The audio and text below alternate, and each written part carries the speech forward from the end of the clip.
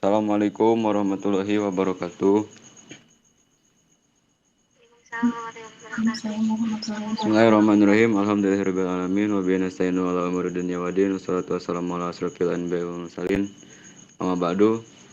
Kami dari kelompok 3 akan mempresentasikan makalah yang telah kami susun mengenai kewibawaan dalam pendidikan, konsep kasih sayang dan tanggung jawab dalam pendidikan. Kami dari kelompok 3 beranggotakan 5 orang. Yang pertama ada saya sendiri, Miftahul Arifin, sebagai moderator, dan ada rekan-rekan saya yang akan memaparkan materi, yaitu Hasyam Mutiara, kemudian Fikri Saipul, kemudian ada Siti Jahan Salma, dan satu lagi Fitriah. Namun Nyonya Fitriah itu sedang ada kendala, jadi sepertinya tidak dapat hadir pada Google Meet kali ini. Baik, kita langsung saja ke pemaparan pertama yang akan dipaparkan oleh siapa dulu? Aja dulu. Yang akan dipaparkan oleh Teh Hasya. Waktu dan tempat dipersilakan. Terima kasih kepada kamu atas waktunya. Materi yang pertama yaitu kewibawaan dalam pendidikan. Pengertian kewibawaan dalam pendidikan. Kewibawaan diadopsi dari bahasa Belanda yaitu gezag yang berasal dari kata zeggen yang berarti berkata. Siapa perkataannya yang mempunyai kekuatan mengikat terhadap orang lain berarti mempunyai kewibawaan atau gezat terhadap orang itu.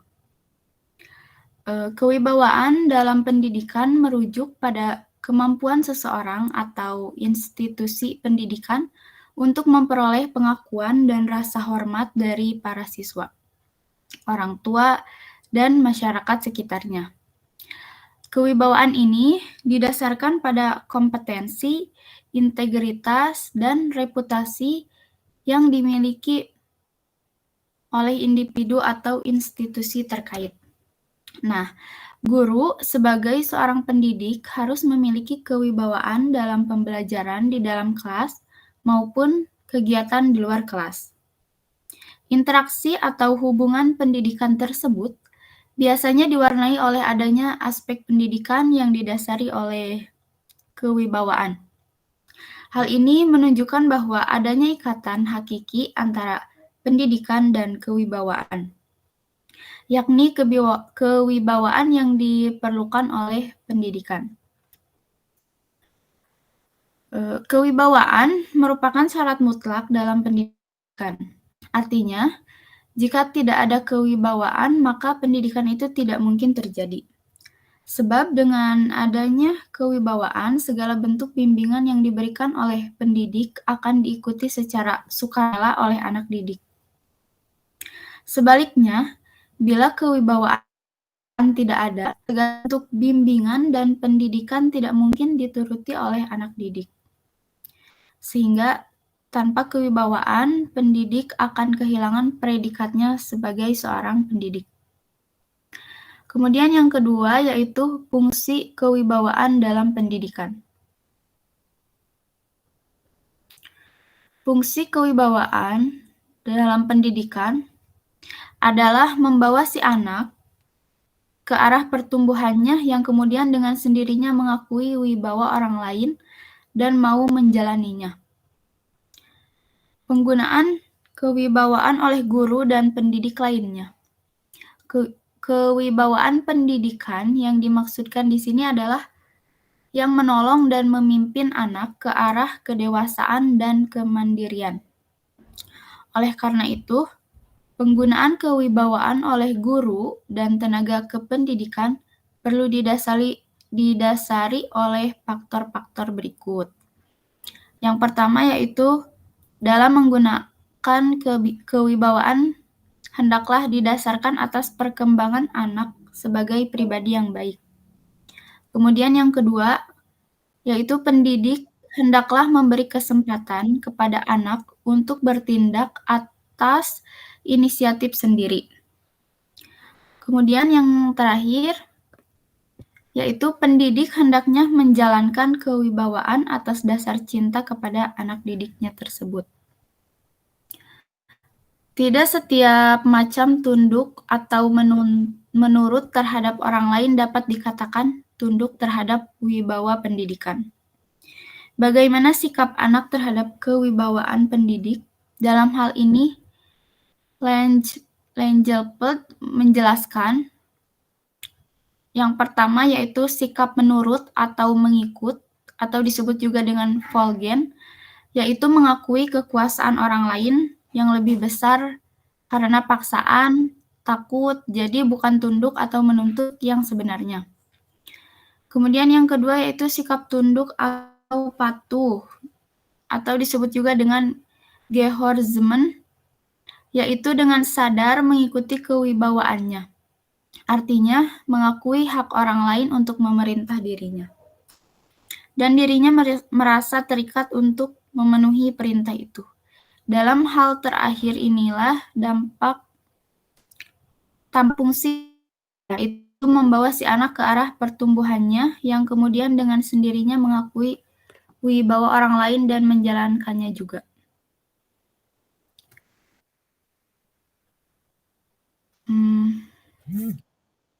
Kemudian yang ketiga yaitu faktor-faktor yang mempengaruhi kewibawaan dalam pendidikan. Yang pertama yaitu ada kompetensi dan keahlian, yang kedua etika profesional, dan yang terakhir ada pengalaman dan reputasi. Kompetensi dan keahlian itu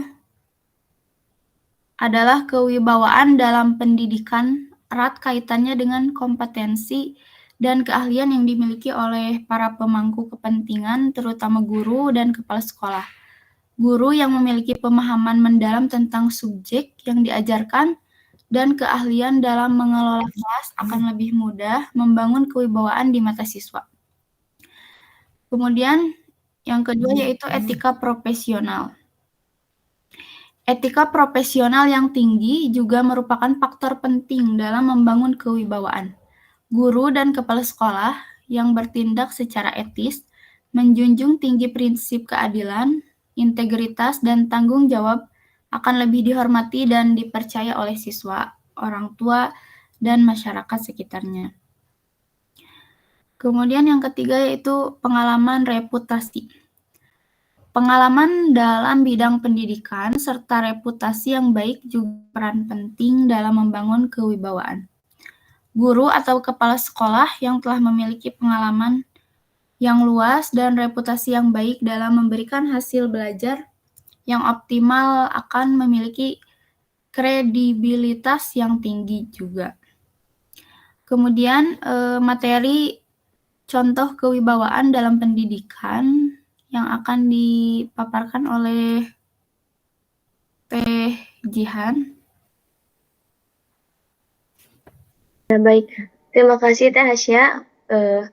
Untuk materi selanjutnya yaitu contoh kewibawaan dalam pendidikan. Nah, yang pertama itu ada guru yang kompeten dan berpengalaman.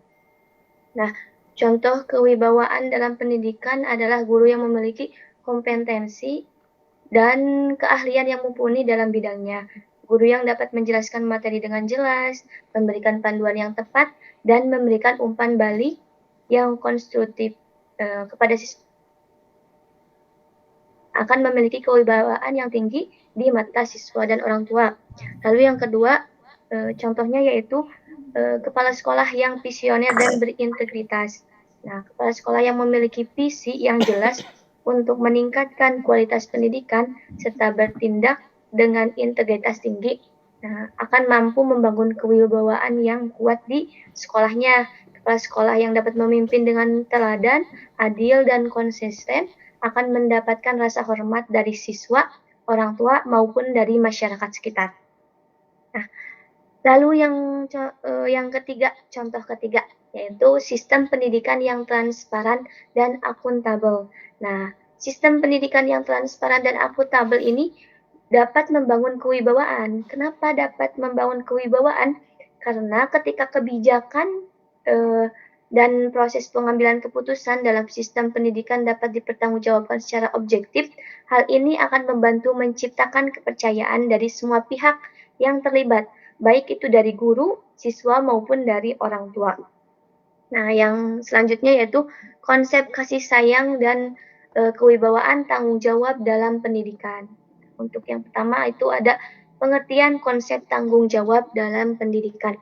Nah, tanggung jawab itu secara harfiah yaitu tanggungan beban untuk menjawab atau lebih tegasnya adalah tanggungan beban untuk menerangkan suatu kelakuan tertentu.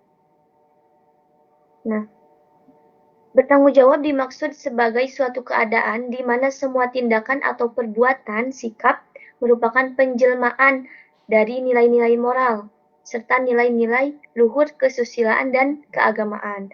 Bisa juga dikatakan bahwa bertanggung jawab berarti dapat didakwa berdasarkan nilai-nilai moral dan nilai-nilai susila maupun agama. Dengan kata lain, bertanggung jawab berarti berada dalam tatanan norma kesusilaan dan agama dan tidak di luarnya itu. Pemimpin bertanggung jawab atas apa yang dipimpinnya, sehingga seorang pemimpin atau penguasa akan ditanya tentang rakyatnya. Seorang laki-laki bertanggung jawab atas keluarganya, seorang istri akan bertanggung jawab di rumah dan suaminya dan atas suaminya. Begitu juga seorang pendidik memiliki tanggung jawab terhadap siapa? Terhadap anak didiknya. Orang tua anak didik, masyarakat, bangsa, dan Tuhan.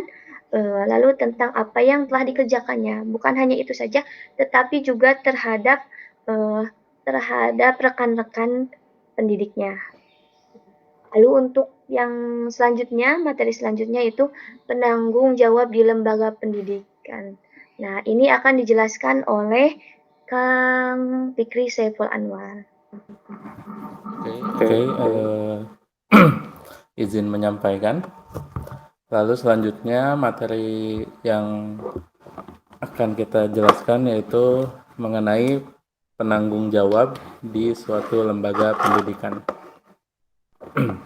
Sekolah sebagai lembaga pendidik dan pengajaran telah ada sejak beberapa abad yang lalu, yaitu pada zaman Yunani kuno.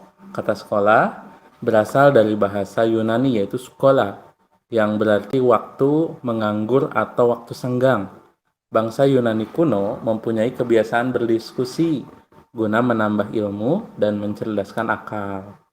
Lambat laun, usaha ini diselenggarakan secara teratur dan terencana, sehingga akhirnya timbullah sekolah sebagai lembaga pendidikan formal yang bertugas untuk menambah ilmu, pengetahuan, dan kecerdasan akal.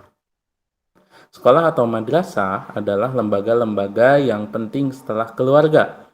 Sekolah berfungsi untuk membantu keluarga menanamkan nilai-nilai kependidikan. Begitu tinggi nilai dan kewajiban yang diemban oleh seorang guru yang dibekali dengan sifat-sifat kesucian dan kehormatan, maka Imam Al-Ghazali di dalam kitabnya Fathihatul Ulum dan Ihya Ulumuddin menempatkan guru langsung sesudah kedudukan para nabi. Sebagaimana sabda Kanjeng Nabi yang artinya tinta para ulama lebih baik dari darahnya para syuhada. Penyair terkenal Ahmad Syauqi melukiskan keutamaan seorang guru dalam syairnya yang berarti berdiri dan hormatilah guru serta berilah ia penghargaan. Seorang guru itu hampir saja merupakan seorang rasul. Jadi begitu tingginya derajat seorang guru atau kita selaku calon pendidik ke depannya. Maka seperti yang dijelaskan sebelumnya, kita harus bisa menjaga kewibawaan agar apa? Agar kita ke depannya jadi seorang guru itu bisa dihormati dan bisa menempatkan tugas kita dengan sebaik-baiknya. Jadi tugas dan tanggung jawab sekolah yang dikendalikan oleh kepala sekolah Dan guru bukanlah hanya mendidik kemampuan membaca, menulis, berhitung, dan lain sebagainya, tetapi lebih dari itu, yakni menanamkan sikap yang sesuai dengan tuntunan masyarakat. Adapun sifat-sifat kepribadian dan kewajiban seorang guru, yang pertama ya tentu pasti yaitu takwa kepada Allah Subhanahu wa taala, yang kedua sehat jasmani dan rohani, yang ketiga berilmu pengetahuan, yang keempat mencintai jabatannya sebagai guru, yang kelima berwibawa, yang keenam bersifat sabar dan ikhlas dalam berkorban, yang ketujuh manusiawi dan bersifat pemaaf, 8 bersikap adil terhadap semua murid, 9 periang atau gembira, 10 dapat bekerja sama dengan orang lain dan masyarakat. Lalu guru adalah pendidik, karenanya secara implisit ia telah merelakan dirinya menerima dan memikul sebagian tanggung jawab pendidikan yang terpikul di pundak pada para orang tua. Dilihat dari ilmu pendidikan Islam, maka secara umum untuk menjadi guru yang baik dan diperkirakan dapat memenuhi tanggung jawab yang dibebankan kepadanya, hendaknya bertakwa kepada Allah, berilmu, sihat jasmaninya, baik akhlaknya, bertanggung jawab dan berjiwa nasional. Menurut Syahinan Zaini, bertanggung jawab sekolah ini ada dua macam. Yang pertama, tanggung jawab yang dibebankan oleh karena pelimpahan sebagian tanggung jawab orang tua kepada sekolah. Yang kedua yaitu tanggung jawab yang dibebankan karena tanggung jawab guru sebagai seorang muslim terhadap muslim lainnya. Lalu konsepsi sayang.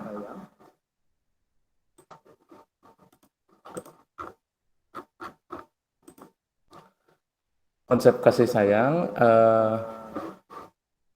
dalam pendidikan.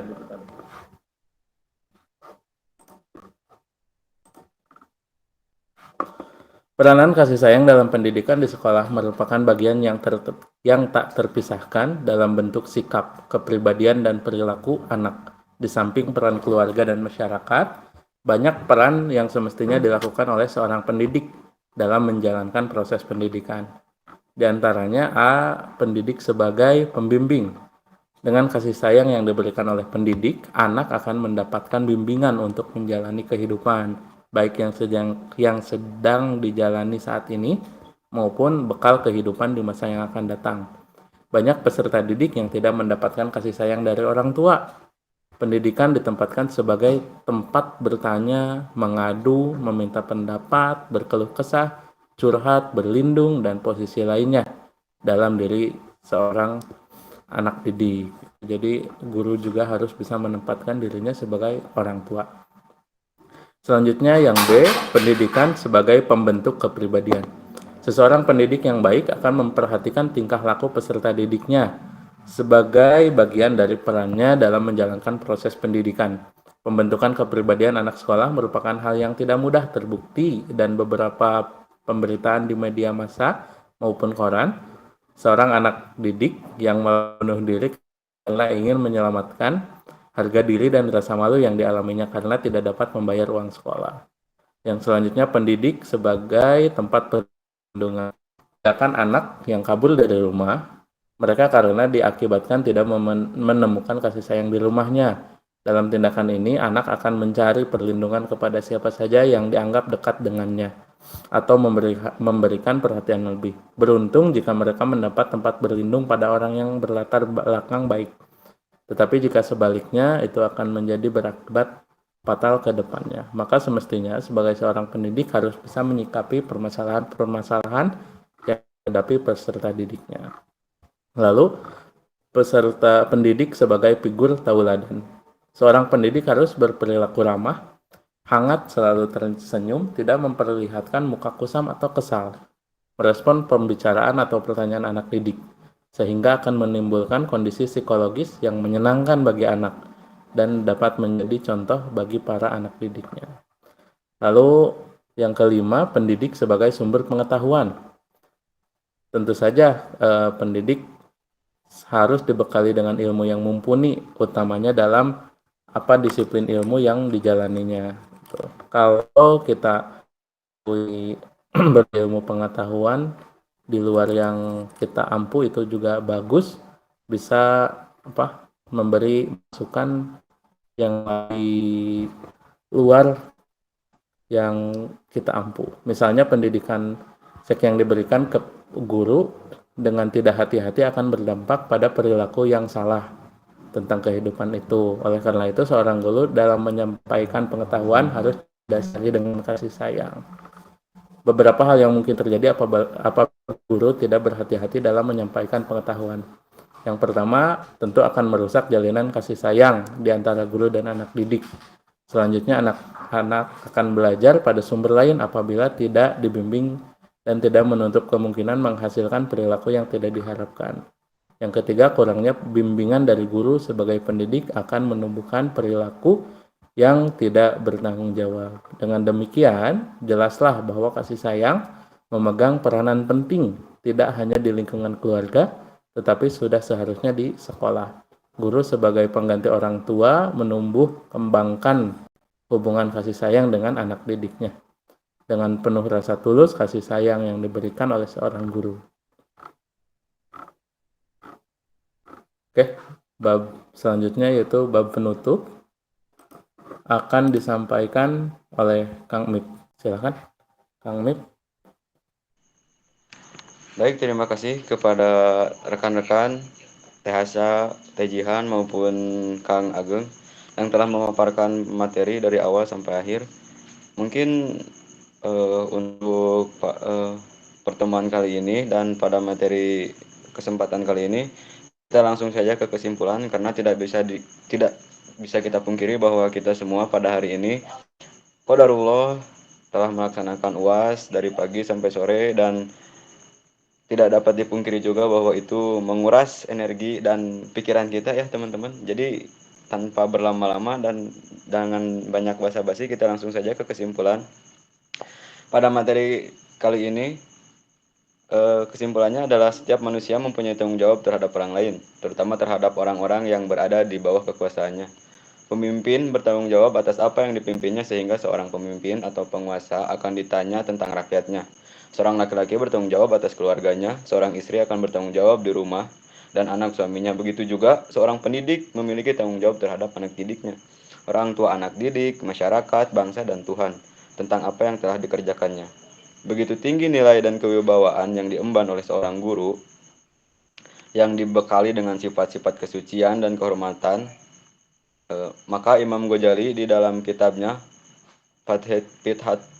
Fathiyatul Ulum dan Ihya Ulumuddin menempatkan guru langsung sesuai kedudukan para nabi. Jadi, tugas dan tanggung jawab sekolah yang dikendalikan oleh kepala sekolah dan guru bukanlah hanya mendidik kemampuan membaca, menulis, berhitung, dan lain sebagainya. Tetapi lebih dari itu yakni menanamkan sifat dan sikap yang sesuai dengan tuntunan masyarakat. Mungkin untuk materi pada malam hari ini yaitu mengenai kewibawaan dalam pendidikan, konsep kasih sayang dan tanggung jawab dalam pendidikan. Dicukupkan sekian. Mudah-mudahan dapat bermanfaat bagi kita. Mudah-mudahan kita menjadi pendidik yang kompeten dalam mendidik murid-murid kita. Amin ya Allah ya Rabbal Alamin. Saya sebagai moderator dari kelompok 3 sekaligus menutup sesi pemaparan materi pada kali ini. Kita ucapkan alhamdulillah bersama-sama. Alhamdulillahirabbil alamin. Saya Miftul Arifin pamit undur diri. Wallahul muwaffiq ila aqwamit thoriq. Wassalamualaikum warahmatullahi wabarakatuh. Waalaikumsalam. Warahmatullahi wabarakatuh.